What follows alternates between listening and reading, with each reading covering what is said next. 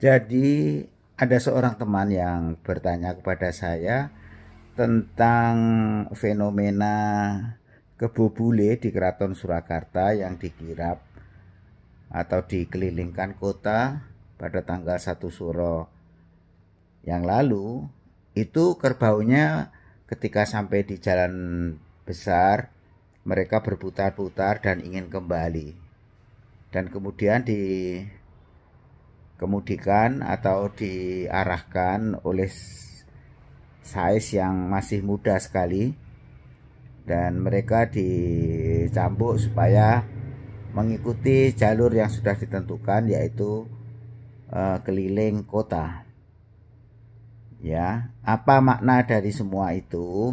Kata teman saya itu, apakah benar bahwa kerbau yang berputar-putar itu menandakan kondisi sosial, ekonomi, dan politik kita itu dalam posisi yang tidak baik-baik saja karena tidak berjalan secara lancar dan kemudian dikendalikan oleh masih anak muda? Apakah itu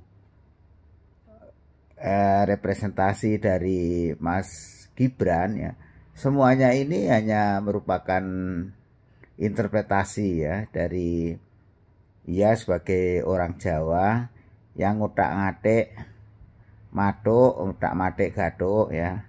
Silahkan saja memberi pengertian semacam itu ya.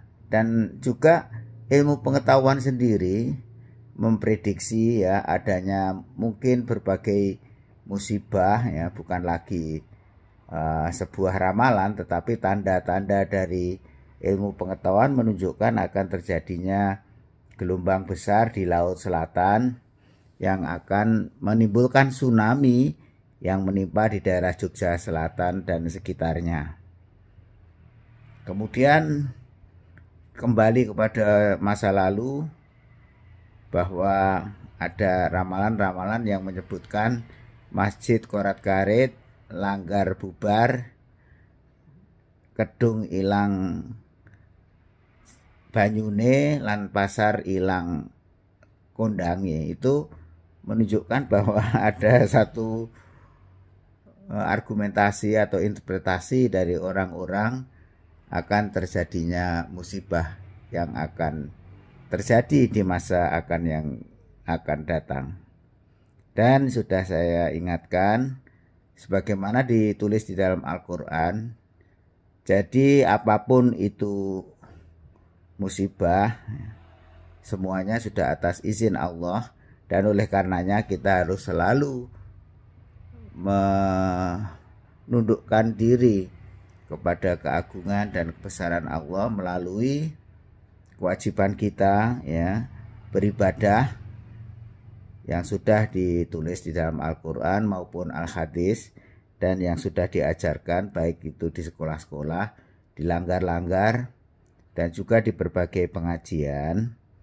Oleh karena itu kita semuanya harus mempunyai sikap yang positif menghadapi masa depan, apapun itu bahaya yang akan menimpa ataupun kemakmuran yang akan kita peroleh.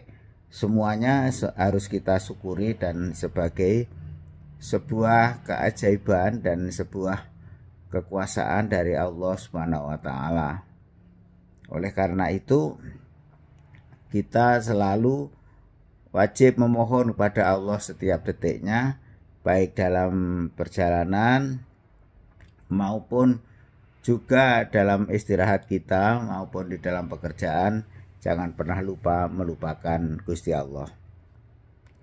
Dan juga dianjurkan agar supaya kitab suci Al-Quran itu tidak hanya dibaca, tetapi juga difahami artinya. Kalau sudah paham artinya, maka harus kita jalani.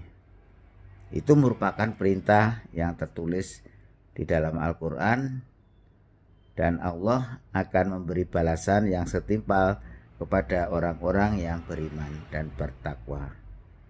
Saya kira begitu penjelasan saya.